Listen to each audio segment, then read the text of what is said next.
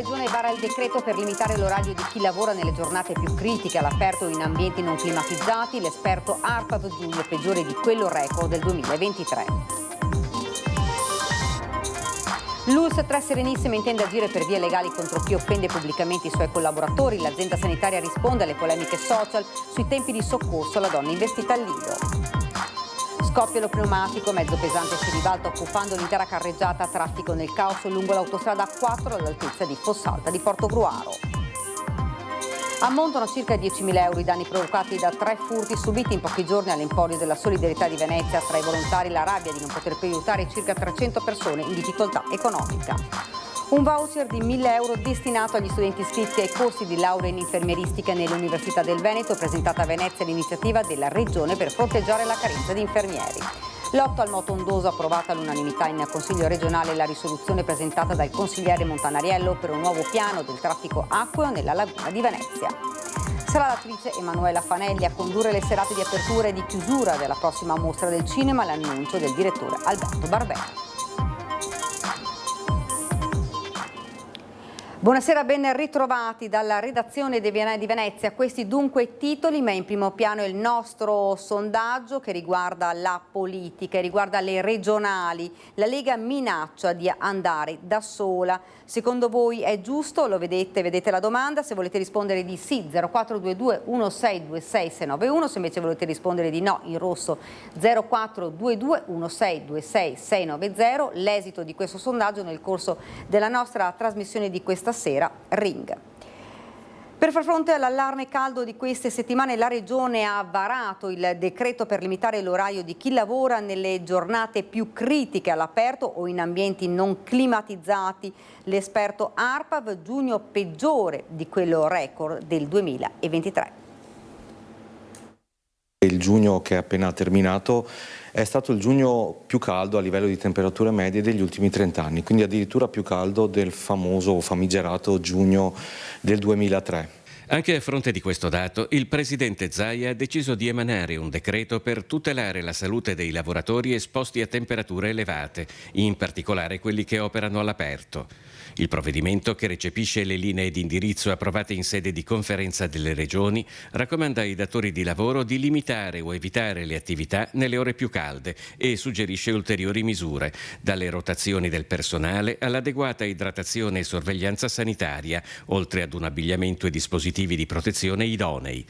Nel frattempo si è tenuta a Venezia una prima convocazione del Comitato regionale di coordinamento con la partecipazione dei sindacati e delle sigle datoriali, ma i sindacati annunciano un altro appuntamento. Molte regioni sono già intervenute, mentre il Veneto solo in queste ore sta decidendo di intervenire su un'emergenza così grave. Dobbiamo salvaguardare la salute nei posti di lavoro, nei picchi di calore, chi è esposto va tutelato e va salvaguardato, ma serve anche qualificare attività molto particolari nel nostro territorio, come quello del porto, Fincantieri, grosse opere di edilizia, grossi cantieri. C'è bisogno che tutte le parti facciano davvero uno sforzo per fare in modo che in un momento come questo chi è esposto ad ondate di calore, chi lavora all'esterno sia davvero tutelato, perché altrimenti rischiamo di compromettere la vita delle persone. Per questo venerdì saremo in prefettura su nostra richiesta un tavolo tra tutte le parti per fare in modo che parti datoriali, parti sindacali, istituzioni, INAIL, tutti i soggetti preposti condividano come agire insieme in un'emergenza che deve appunto mettere al centro la tutela della salute. Intanto nel fine settimana il caldo dovrebbe attenuarsi. Dopo sabato, quindi soprattutto domenica direi,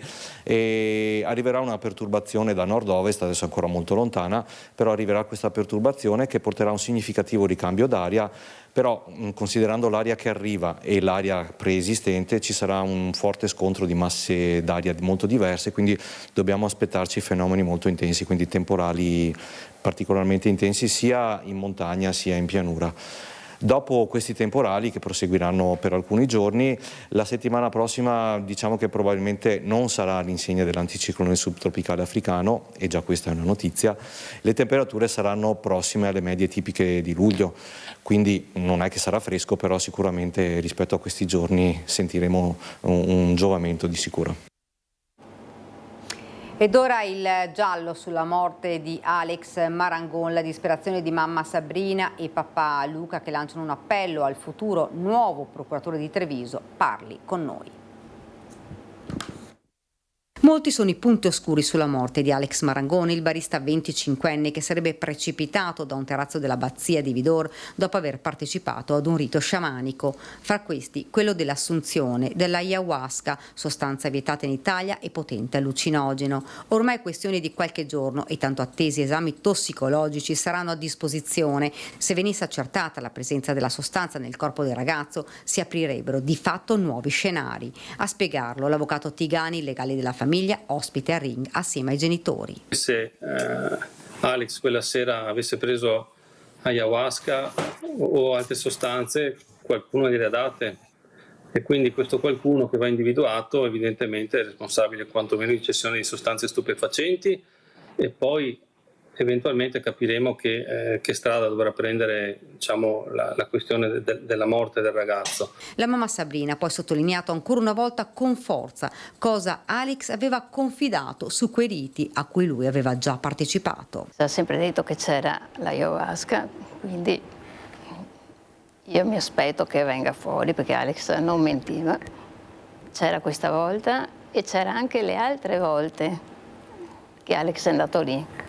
Era la terza volta. Era la terza volta, con le stessi organizzatori. Non cerchiamo un assassino, ma cerchiamo la verità. È questo quello che la famiglia chiede ormai da un anno. Il dito puntato sul silenzio surreale dei partecipanti e su quelle 3 ore passate dalla scomparsa all'allarme lanciato ai soccorritori. Hanno avuto 3 ore per mettersi d'accordo su cosa raccontare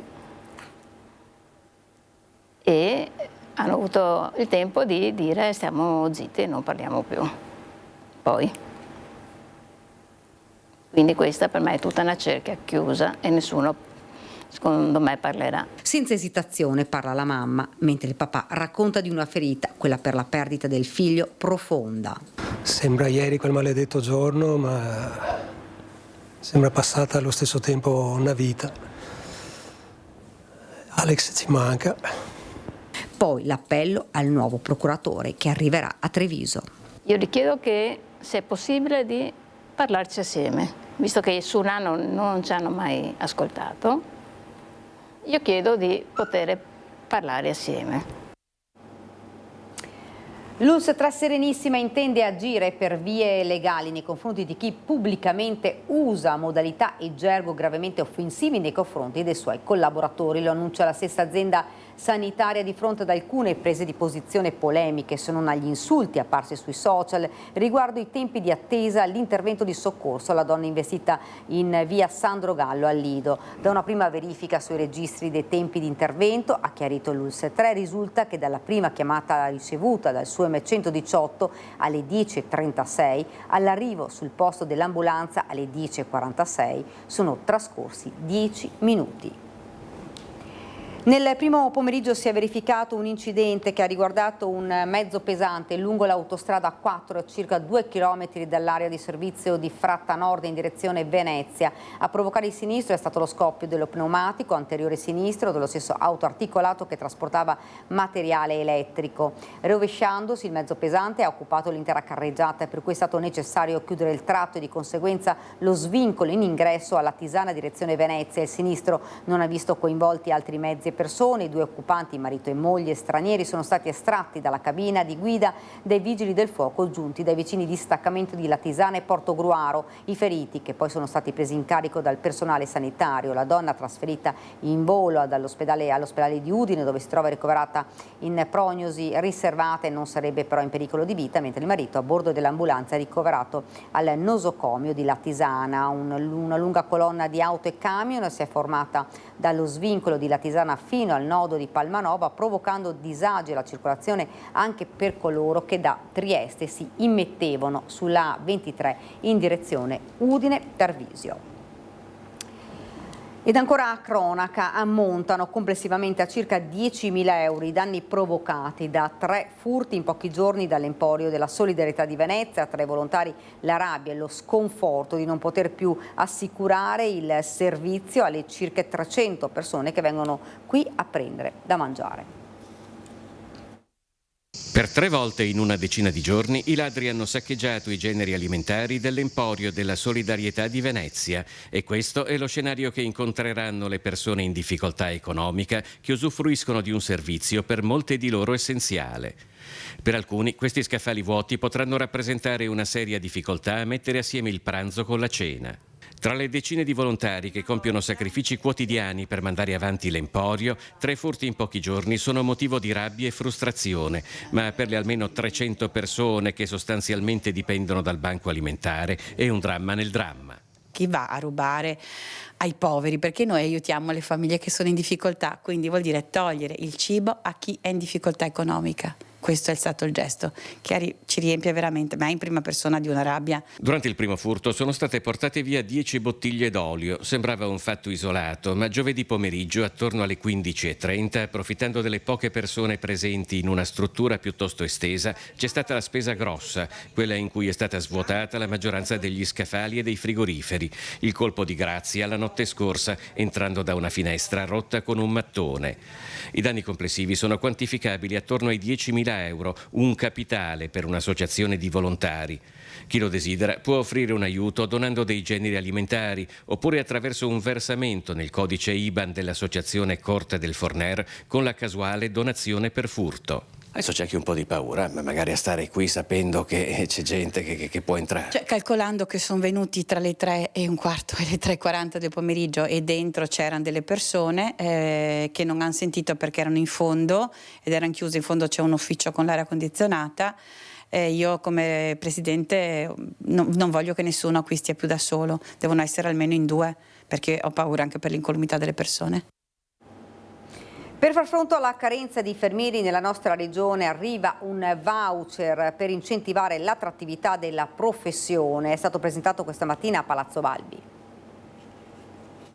Un voucher di 1.000 euro destinato agli studenti iscritti ai corsi di laurea in infermieristica nelle sedi della Regione Veneto. È una misura che viene erogata una tantum dopo aver superato il tirocinio e l'importo che in questo senso vogliamo investire è di circa 9 milioni di euro complessivi, a valere sul Fondo Sociale Europeo Plus, quindi programmazione 21-27. Si tratta di un esperimento per fronteggiare la carenza di infermieri favorendo l'attrattività della professione. 1.000 euro all'anno che chiaramente servono anche per sostenere tutte quelle spese che sono legate alla fruizione dei corsi, ma anche spese appunto per sostenere coloro che magari sono studenti fuori sede e per incentivare anche l'attrattività di questi corsi che sappiamo insomma ultimamente essere carente. Ci sono però altre iniziative messe in campo nell'ambito del piano regionale per far fronte alla carenza di personale sociosanitario. Ci stiamo occupando anche degli operatori sociosanitari come gli OS, che sono figure che diventano sempre più centrali e importanti con una popolazione la cui età media appunto sta invecchiando e queste figure che riteniamo debbano essere qualificate dal punto di vista professionale sono nel centro della programmazione regionale anche attraverso un cambiamento di approccio circa la formazione di queste professionalità, che è un approccio che è diventato più flessibile e quindi più capace di intercettare le esigenze del territorio. E rendendo questo percorso di formazione più flessibile abbiamo permesso di aumentare il numero di corsisti. È stata anche attivata una piattaforma per la gestione della mobilità interaziendale, riuscendo a dare risposta a 120 persone che chiedevano di avvicinarsi a casa. E siamo addirittura d'arrivo rispetto ai fondi integrativi, i famosi 51 milioni previsti per legge dell'anno scorso, che riusciremo a mettere a terra sia per quanto riguarda il comparto sia per quanto riguarda la dirigenza medica, quindi andiamo anche a intervenire un po' sulla parte retributiva. Motondoso, approvata la risoluzione presentata dal consigliere regionale Montanariello per predisporre un piano di gestione del traffico in laguna. Abbiamo presentato oggi in Consiglio regionale ed è stata approvata all'unanimità una risoluzione che chiede di fare un piano del traffico acqueo per Venezia e la sua laguna. È stato un risultato importantissimo, chiediamo che si mettano sullo stesso tavolo tutti quei soggetti istituzionali che hanno competenze in laguna, insieme a quei soggetti che svolgono servizio pubblico e insieme a tutti gli stakeholder, quei soggetti appunto interessati dalla navigazione, per far sì che ci sia un piano del traffico acqueo all'interno della laguna. Questo da una parte per prevenire e dall'altra per sanzionare. Il traffico acqueo è un vero e proprio cancro che distrugge, danneggia la nostra città, le nostre rive e crea insicurezza per chi naviga e per chi fa sport.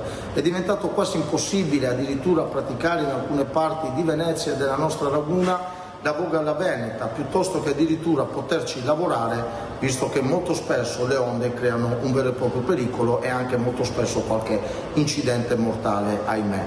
Noi chiediamo che si faccia questo piano, che ci sia un'attività repressiva contro chi non vuole capire che in laguna ci si lavora con metodi consoni che hanno rispetto di quella che è la fragilità di Venezia e del suo perimetro d'acqua, e che ci sia anche un'attività preventiva nei confronti di chi non capisce che Venezia va rispettata, insieme a 41 associazioni, perché questa è una richiesta di 41 associazioni che ci è stata mandata tra remiere, tra associazioni che si occupano della tutela di Venezia, tra associazioni ambientaliste che chiedono che ci sia una laguna più sicura e più sana, e tra chi crede che poter praticare la voga veneta nella nostra laguna non è un privilegio, ma è il rispetto delle tradizioni e della nostra storia.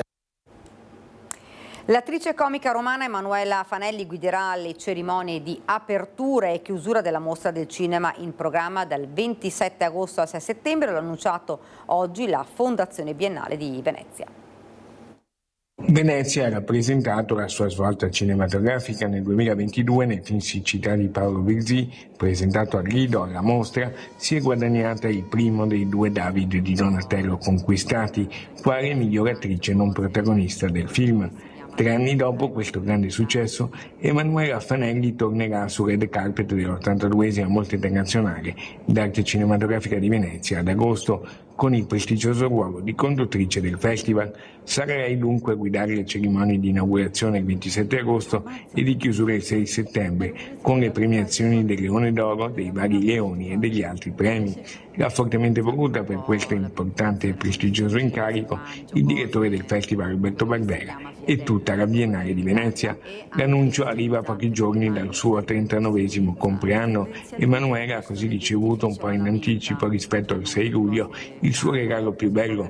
Emanuela è autrice anche dei suoi monologhi, qui ne vediamo un piccolo spezzone. Volevo dire al regista che questo film mi è piaciuto tanto, cioè mi sono persa all'inizio, però da quando ho visto io, ammazza. Ha debuttato al cinema nel 2015 con il film Non essere cattivo di Claudio Caldigari. Questa non la porto ovviamente tutti i giorni in borsa, però nella borsa con cui vado al lavoro c'è almeno una volta, perché è una macchinetta fotografica istantanea. Le fotografie istantanee con le persone sono molto belle e soprattutto hanno già la nostalgia incorporata, cioè la vedi e c'hai nostalgia di 10 secondi prima, che è una cosa, un sentimento in cui mi piace ogni tanto crogiolarmi. E questa era la nostra ultima notizia, ora la sigla, poi le previsioni del tempo. Grazie per averci seguito, arrivederci.